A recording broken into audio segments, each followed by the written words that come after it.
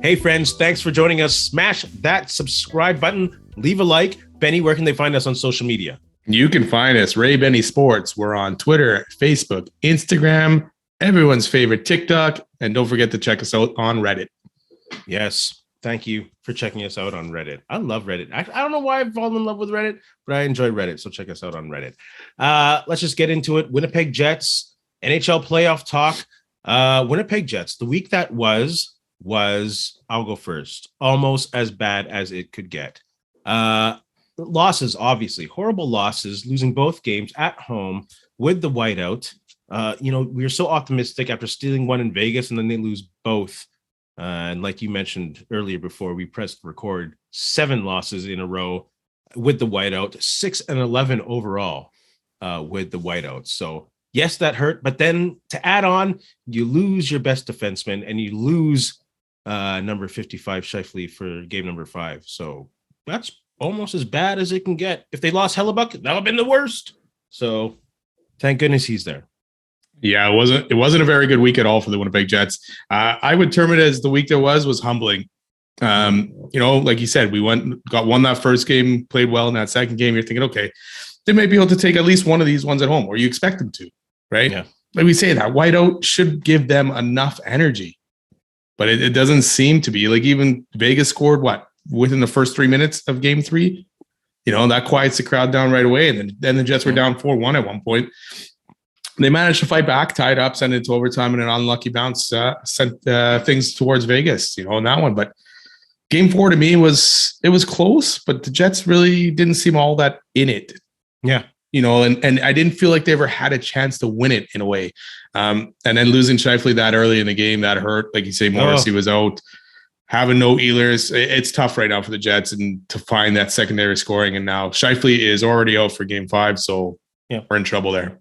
And you never want to complain about a world-class goalie like Hellebuck. He's a Vezina contender, top 3 goalie, in my opinion, in the league. My opinion doesn't matter much. I'm just a fan. But when you have a goalie of that caliber, not that he's playing bad and not that he's being outplayed so much by Brossois, he's just playing steady, making the saves that he has to.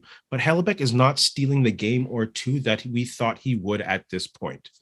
And they really need that, obviously, going into game 5. And that doesn't absolve the forwards from their inability to score or get any offense going.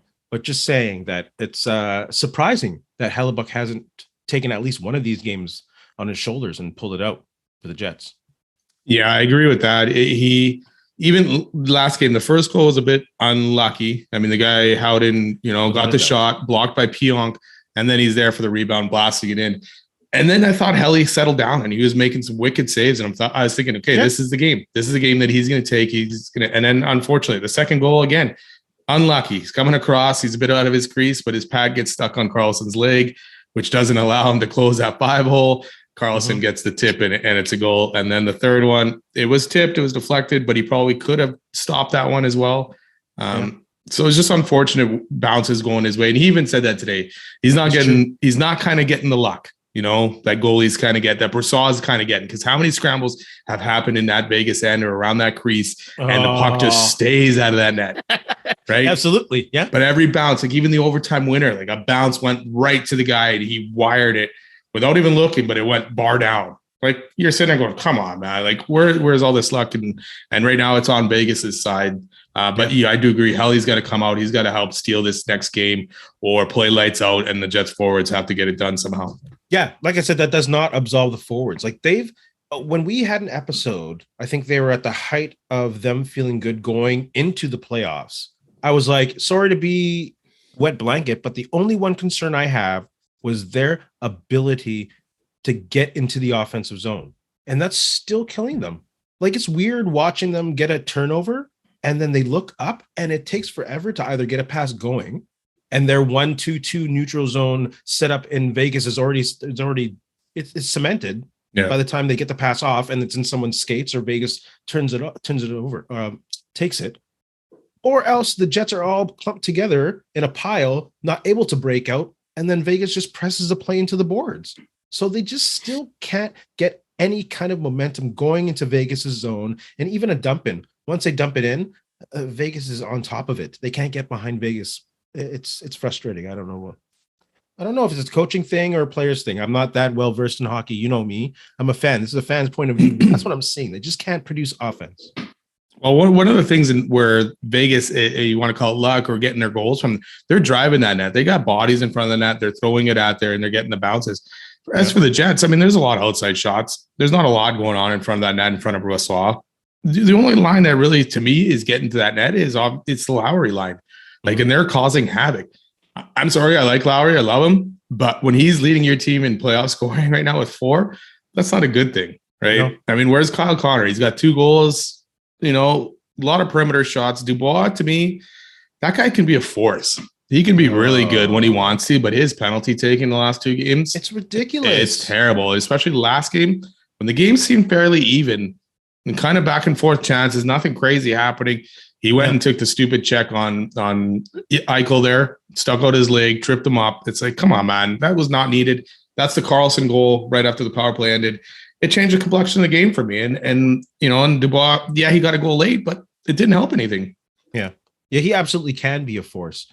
And I really hope it's kind of morbid to say, but I hope his game 5, 6, and 7, knock on wood, hopefully, is a show to Winnipeg fans of what we're going to miss. Because we know he's out the door. I just want to see him go out well. And I don't want to see him to be, I'm the Columbus guy that kind of went half-assed out the door. You know what I mean? So, like you said, he could be a force if he's not in the penalty box. Yeah, and not taking dumb penalties at the wrong time. Even the penalty in overtime the other day, the second one, not necessarily the first one, but the second one. Why? Not needed. Yeah. And they killed it off, but unfortunately Vegas scored right after that. So that kind of stuff, he's got to clean that up. If you want to be the star player that you want to be, or eventually end up wherever you want to be and be that guy, he's got to clean that stuff up. And it drives us crazy, and it drives you crazy as a fan because he doesn't probably want to be here long term. So you're hoping he can go out with a bang, but when you watch him do stuff, it frustrates you. So now's the time to make your money. Yeah. This is where you make your money, especially with Scheifele not playing game 5. And we'll talk about game 5 in a second. This is your time to shine. You are it's not 1A center, 1B center. You are 1A center. Yeah, you're all alone. You got to rest today in practice. Yeah. So, that's going to be, I guess, we'll talk about lineups coming up into game 5. But little shout out to also, you said Lowry, to Wheeler, who's also picked up his game. Maybe he is also going out with a bang. And also a shout out to Pionk, who's picked up a lot of minutes, played very admirably. And I really like how Nemestikov. Oh gosh, Nemestikov. See, you can't even say it properly. I got it better than you. Nemestikov is done. You know who I'm talking about? Number 7. Shout out to him. I love the physical play. He seemed like a little bit of a troublemaker, a nuisance, and I think we need him for that. So, shout out for taking that role. Yeah, hopefully he can chip in a couple goals. I mean, the Jets are going to need a lot of help here without Scheifele, Ehlers, Morrissey. They'll need some other guys to step it up, and they'll need it soon. So let's talk about concerns in game 5, or how they can win game 5. What needs to be done to win game 5? We've pretty much talked about it in the previous segments, I guess. Hellebuck, I feel, needs to steal the game here. We really need him to step up. And like you said, he's not been playing bad. There's been some horrible bounces, some tip passes, some deflections off of skates. But we just need him to steal that game. Play on his head. Is that what they say? Stand on his head. Yep. That's what the people call it. That's what they do. Yeah. We talked about Scheifele's out. Ehlers, game time decision. So hopefully he can get in there. But even if he's in there, how effective is he going to be? He's probably not going to be 100%. Jets power play has been good. They've scored 5 of the 13 goals on the power play. Yeah. Keep that going. But that means 5-on-5, the Jets need more goals here. And that's where the other guys are going to have to step up. Not named Lowry right now. Dubois, Connor have to have the game of their lives here to keep it going. That second line needs a little bit more. Wheeler, he's been good. I'm not faulting anything, but he's not the guy to lead that offense anymore, kind of thing. He's the secondary guy on that line. So when he is that main guy, it makes it tougher. So hopefully Ehlers can get back in there and help him out. But we're gonna need someone. Helly's gonna have to be Vesnabuk. Vesnabuk, my favorite nickname. I think Wheeler can be. It's not bad if Wheeler is that guy. If he's going to go out with a bang, that's fine. If he has a little bit of gas left in the tank and he's going to spend it now, then fine. I'm okay with that because he might have to be with Scheifele out and with Ehlers, like you said, not playing at 100%. But it'll be interesting to see what that bottom six can do. That Lowry line has been playing well. We'll see the fourth line, what kind of fourth line minutes they have. They're going to rely heavily on 1 and 2. Yeah. Like heavy minutes. Probably going to have to be. I mean, Stenlund does have a goal in the playoffs at least. So that matches a lot of the top 6 guys even for goals. So yeah. So at least he's got one, but if they can chip in another one tomorrow night, that would be fantastic. But the top 6, top 9, I guess, we include that Lowry. The Lowry line to me has been the best line of the playoffs. They've been the most consistent. Without a doubt. You know what you're getting when they're on that ice, and they're gonna give her for their 30 seconds to 60-second shift or whatever it is, and not stop the whole time. And they'll generate scoring chances. So we'll see. Big game. All right. Go Jets, go. We've blown so many 3-1 leads in Jets history. It's time to return the favor and finally win one of those 3-1 series that you're down. The hockey spirits owe us. Yes, they do. Is this fine? Come on. One time I want to see a 3-1 deficit erased in the Jets' favor. Benny wants the one time. Benny just wants a one time. All right. Well, let's talk about the other Canadian teams just briefly before we move on. Toronto Maple Leafs, cautiously optimistic with a 3-1 lead. As a Leafs fan, I'll let you go first because I don't want to be too biased. So I'll hear what you have to say, and then people can judge me after. Big comeback win in game 4 that they were down 4-1 going into the third, tying it up at 4, going into overtime and winning it in overtime. Yeah. To me, for the most part, Tampa has probably been the better team in this series, but Toronto has got it done. And even in game 3, when they came back to tie it late, and they were also down and out in a couple goals, tie it late and then win it overtime. They've figured out a way to not get down on themselves and to keep fighting. They got the firepower to do it. So they're never out of it. Even when I saw the score, I'm like 4-1. I'm like, Tampa better not just sit back and hope for the best here. And Vasilevsky has not been the best so far in these playoffs. He's let a lot of long range goals in. So if he's being pedestrian, Toronto have a great chance. Did you see that ex-coach of his on TV? Yeah. Like, not that NHL teams wouldn't know that at this point. Yeah. Like, I'm pretty sure he's informing us what is going on at this point, why they are doing what they're doing, and why it's being successful. But wow, that was pretty awesome. Yeah, John Cooper responded to that today as well. So, but it's true. It's fair game. It's true though. And Toronto must know because Riley's just chucking pucks, like not even blasting it. He's just absolutely. Even the overtime winner in game 3 there, he just chucked the puck at the net and it went in. Yeah. You know? They know. So, obviously, they know. He's just informing us fans what's going on and why it's happening. It's not a fluke. No, not at all. And it's not. Go ahead. No, go ahead. Say it. And it's not Vasilevsky like decaying in front of our eyes. No. It's just they saw the soft spot. Yeah, and they did. And they're getting traffic in front of them and a lot of tipped goals. Even the overtime winner, I texted you, I'm like, oh, Vazzy's having a rough time. Yeah. And then I saw the replay. I'm like, oh, actually, that was a nice tip. Vazzy had no chance. And his D have to help him out there and clear those guys out. So to me, Samsonov also needs to be better for Toronto. He's letting in a lot of goals as well. And it's going to be tougher for them to go farther in the playoffs if he's playing like that. But critical game 5, right? Toronto need to win this one. Because if they lose this one, the doubts creep in a little bit. And they got, and then you got to go back to Tampa for game 6. So if I'm Toronto, you definitely want to try your best to finish this off in 5. Oh, they got it.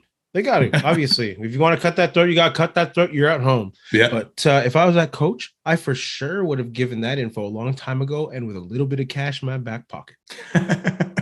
Just saying. And how about the other Canadian team, Edmonton? I always thought they would have a tough time with LA, but for some reason it feels like they have the momentum, and I think they will close this one out. Next game. Yeah. They're not going to win game 7. Yeah, the Kings had them. You're up 3-0 in game 4. You had them. You were about to go up 3-1 in this series, and then McDavid and Draisaitl took over the second period of that game and tied it up. And it was just a show. Like, I think they played the whole period almost. It seemed like watching them go off the ice at the end of the second, they both looked gassed. And I was texting my cousin in Edmonton, and I'm like, and he was saying the same thing. I'm like, they need someone else to step up. It can't be those two the whole time, right? And then Kane got the tying goal late in that game. Hyman scored the winner.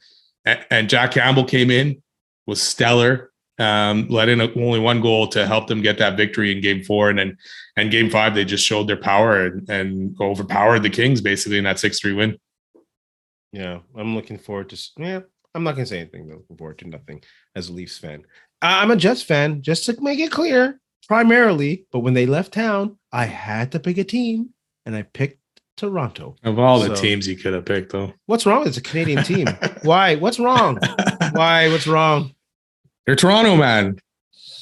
No one outside of Toronto should like them. What kind of rule is that? What kind of rule is that? It's the NHL. It's a Canadian rule, man. Did you not read the NHL Canadian rule book? Oh yeah, fuck the rules. That was rude. I'm sorry. I'll take a sip for that. Yeah, there you go. Stuart Skinner has to be better for Edmonton too, man. That guy has not been good so far. I agree. Let's move on to some. Don't put your predictions down there for the next round. Your thoughts on the Winnipeg Jets. Don't forget to smash that subscribe, leave a like, leave a comment. NFL talk. Obviously, the only NFL talk going right now, other than the draft, is Aaron Rodgers, the big trade to the New York Jets. Are they a contender now? Where are they where do you rank them in NFL teams?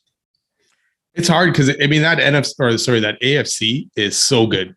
You know, it's got so many good quarterbacks: Mahomes, Josh Allen, Bengals guy. What the heck's his name? Joe Burrow.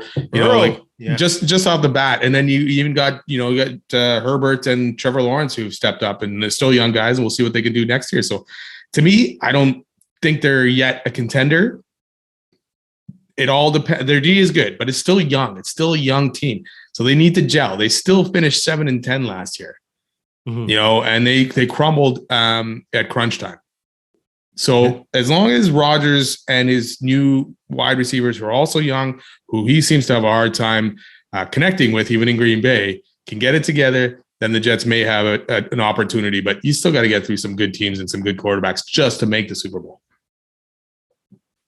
They are absolutely a contender with Aaron Rodgers. I kind of was of the same chain of thought. I'm like, nah. You know me, I'm not the biggest fan of Aaron Rodgers, but the stat that changed my mind is Aaron Rodgers is 80-10 when his team gives up 20 points or less. The Jets' young defense last year with a horrible quarterback averaged 18 points against.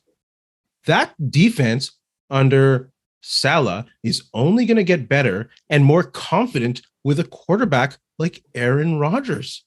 I get it. He's not the best character, and I've said that many times. Like I said, I'm not a fan of Karen, but the proof is in the pudding.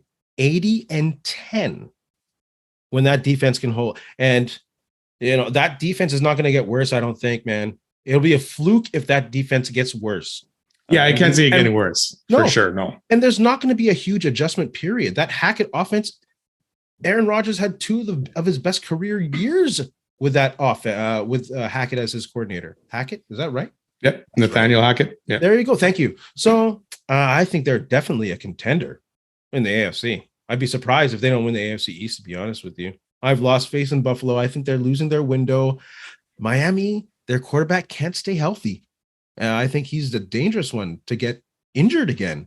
Who am I missing else in the East? You got Bill Belichick, basically. Well, that's fine. That's it. So, well, yeah, I mean, they'll make the playoffs. I can see that. I mean, well, okay. First off, Rodgers last season wasn't the greatest. He had young wide receivers, new wide receivers, couldn't find that connection. Now, I mean, he's got Adam Lazard. I forgot about Lazard. He's there, so maybe you got that connection there to build off, and that'll help with Garrett Wilson and Elijah Moore and the other receivers there. You got a good running back in Breece Hall, but that offense also has to come together to help that defense out. So We'll see. They'll definitely make the playoffs. I can't see them not making the playoffs, and that AFC East will be tough, but getting through Burrows, Mahomes, and the other guys there. Let's not forget, you also got the Ravens and Lamar Jackson. The Steelers, somehow always have a tough team and are always in the thick of things, no matter how crappy they look at some points. So it's a tough conference. Like if you was in the NFC, I'd be saying Super Bowl for sure with that team, kind of thing. But it'll be a slog, and we'll see how it goes, and it'll be interesting. Last time Favre went to the Jets, it didn't turn out well. We'll see if Rodgers can reverse that a little bit. Oh, Favre did not have the defense that the Jets have. No, he didn't have the team Aaron that they Rodgers have now at all. is going into a very good situation. Oh, That's yeah. why when he came out of the darkness, he says, I am ready to go to the Jets. He must have looked at that Jets defense in the darkness and said, yes, I'd rather be a part of that than go against it. And New York Jets know that they have a small window with these salaries and this young defense. They know this is the time to strike. So because a lot of those guys will be up at the same time on that defense, Sauce Gardner and all those guys. So yeah, I don't think there are any drawbacks to bringing Aaron Rodgers on board here, to be honest with you. He might be a little difficult if things don't go his way at the beginning, but I can't see that being an issue. Yeah, I'm on board. Yeah, I don't see any drawbacks. It's all it is at this point is increased expectations for the Jets.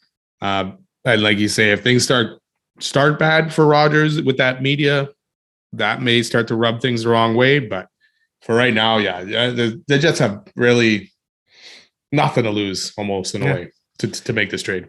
You mentioned the media. What media do you think is worse? Because we're part of a small market media. We see with the Jets, and we see how much pressure the small media. Do you think it's worse to be in a small market like Green Bay, where you are the show, or we're in New York, where there's teams you have a team within the league itself that takes some of the media attention away? What do you think about that? I think it's New York is going to be worse than Green Bay. Green Bay, in a way, probably, as much as that media was honest, they probably didn't want to do enough to ruffle feathers. And the NFL, it's not just a small, like the NHL, for the most part, the Jets are the Jets here in Winnipeg. Like there's no other markets talking about the Winnipeg Jets really, right? Yeah. Whereas the NFL, every market's talking about almost every other market. Plus you have the NFL Network. So media is bigger, way bigger and crazier in there. So I think it would be worse with the Jets and the expectations he has now to go over there and help them win. He even said today, he walked by the one Lombardi trophy and he said it's lonely, looked lonely. So you're already setting yourself up there saying, hey, I'm going to come bring a second one to help that guy out. Yeah. So now it's even more expectations. Well, that's the confidence I think that team needs. They don't want a quarterback who they don't. I think Aaron Rodgers is Broadway Joe totally. That's that number 8 he's going with, eh? He's resisting making the guarantee like Broadway Joe did. Like he pretty much made that guarantee, and attached himself to Broadway Joe there. So I like that. I don't know why I'm buying into this dude who I despise for the past 3-4 years. Anyways, winner loser in this trade. No, I don't think so. They both got what they wanted. The Packers moved on. Now they can see what Jordan Love can do. The only loser I could end up seeing this would be Salah if this doesn't work out. Really, pressure's on him now to win. Make sure that D is up to snuff. This is even good for Zach Wilson to kind of sit behind Rodgers for a couple of seasons. Maybe he turns out to be a better quarterback than what he looked like. Who knows? But absolutely, yeah. Hope he doesn't take like the tendencies of Aaron Rodgers at this young of age. Yeah, you have to grow into that. He did say he was going to make any veteran quarterback who came in their life living hell in practice every day. So we'll see. Yeah, that's gangsta. That's gangsta. Let's move to some CFL north of the border. TSN eliminates broadcasting 2 preseason games. They refuse to say why. Just another example of the CFL failing to cash in on opportunities to grow the game. Yeah.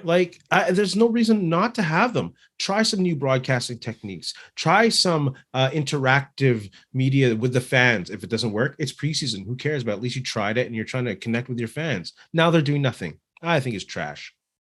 Yeah, it doesn't make sense to me why you wouldn't have them on. I mean, what else are they even showing? They don't have the rights to the NHL playoffs.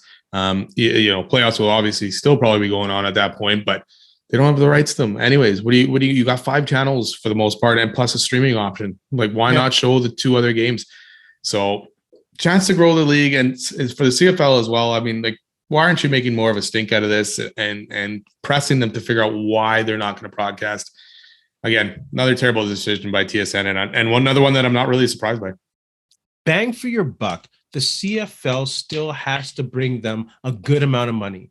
Yeah. So I don't understand why they're not using the preseason. And I'm harping on this point I just made to reinvent the game. A lot of the fans are like, hey, TSN, your presentation is old. Yeah. Like, you know what I'm saying? So you got to move forward and you got to try new things. Yeah. And that's what preseason's for. I mean, check it out, see what you can do. Exactly. It's not just about players on the field. It's about you and your presentation and what you can do. Gosh, it's horrible. Come on, stop being lazy. Good old TSN in the CFL. Online options that you can do. There's so much, man. Hey, there's so try much. and call the next play. I know it's gimmicky, but it's preseason and gets people at least eyes to the game and trying stuff and hitting your website and hitting your. Let's go forward to some fun stuff. Who are you taking? We did great. We did Western all-time offense last week. That was hard. That's a mouthful. Who are you taking for your Eastern all-time starting offense this week? Let's start with quarterback. You want to go first? Yeah, I'm going to pick the same guy as last week. Doug Flutie. All right. I could have gone Damon Allen, but Doug Flutie to me is just the type of guy that you could throw in there and he'd win. And he wasn't around in the CFL long enough, but I would still figured he could have done damage if he played a 10, 15 year career in the CFL. Yeah, Damon Allen is underrated. I chose Damon Allen. Like, he is possibly the greatest dual threat quarterback. He is, not even possibly, but no. He is the greatest dual threat quarterback in CFL history. He played for Toronto. He played for Hamilton. He played for Ottawa. He won a Grey Cup at the age of 41 in Toronto. Won the Grey Cup MVP, and the next year he threw for over 5,000 years, man. Isn't that crazy? And he broke Warren Moon's professional football record of passing yards. Of course, Anthony Calvillo broke out of that, but still. And that's while he was compiling yards as the third greatest rusher in CFL history. I'm taking Damon Allen. But I'm taking Damon Allen. I think Doug Flutie, if he would have played the same amount of time as Damon Allen in this league, would have destroyed all that stuff. So that's the thing. Damon Allen played till he was 40 something. Yeah. Well, what was Flutie in the NFL? Rare. He was over 40, wasn't he? Yeah, but in the NFL, he didn't play that much. No, those ages. That's true. He was a backup. That's true. He could have played, but Buffalo, Rob Johnson. And this is after Damon Allen broke his leg. Man, all right. I'll agree with you. I'm just saying. I love David. Damon Allen was good. Me. I'm just saying. He's amazed me. Because all this stuff, I'm like, this is crazy. Every time I look into Damon Allen, like, this is crazy. This is crazy. And I got excited, so I took him. All right. Who do you got for running back? Mike Pringle. Got to take Mike Pringle. He was dominant with the Owls there and drove the Bombers nuts and all that. So he was a tough running back to bring down, man. What a scary guy. Like, I remember sitting in the student section in Winnipeg Stadium. Those guys used to terrorize him. Steroids, steroids every time. And that would just make him angry. Oh, yeah. I was like, why are you doing this? And then he'd rack up like 150. I'm like, so you see, now you just made him angry, whether or not. And I didn't think he was. He was just a phenom. Yeah, he's one of those guys where you just don't taunt him. Just leave him. But because he was already going to do damage. And then once you taunt him, it was even worse.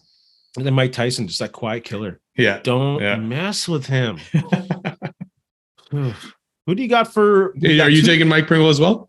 Oh, yeah. I'm not joking around. I took George Reed in the West like you did. And you can't go against greatness. No. Like, I get it. He played in Baltimore, but his major years were in Montreal. Yeah. And he was just dominant. Big time. And we had great defenses in Winnipeg, too. Oh, yeah. And he didn't care. No, not at all, man. I mean, he would just run over your guys like crazy. Oh, man, just a terror, man. You got two receivers. I want to hear your first one. Oh, this one was tough. I went, and I'm not totally sure on some of these, but I went with Ben Cahoon as my one receiver. Yeah. Long career in Montreal.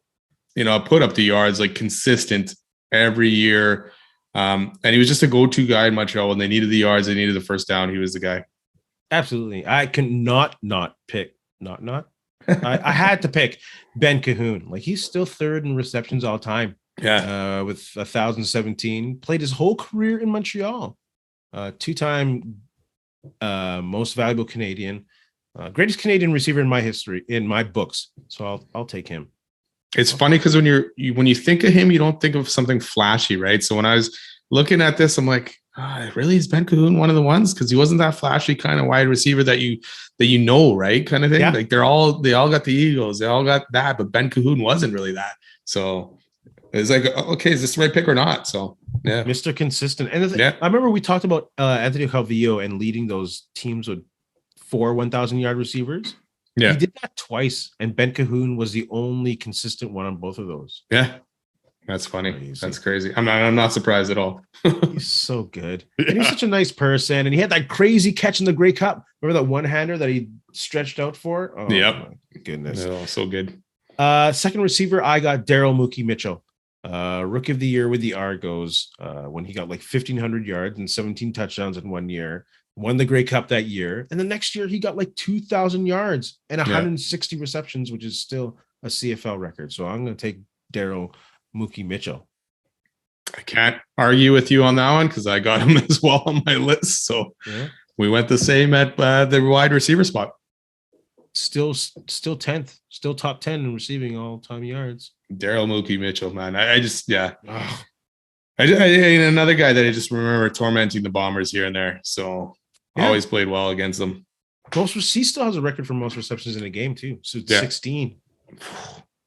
Yeah, I'd like to know who that was against. Anyone, if you don't have to look Google, if you know the answer, put that in the comments. Who did Mookie Mitchell get his 16 receptions against? If it's the Bombers, I wouldn't be surprised. Yeah.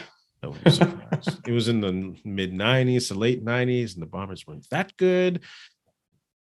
Let's move on to hot topics. Yes. Who should be the number one in the NFL draft? Hey.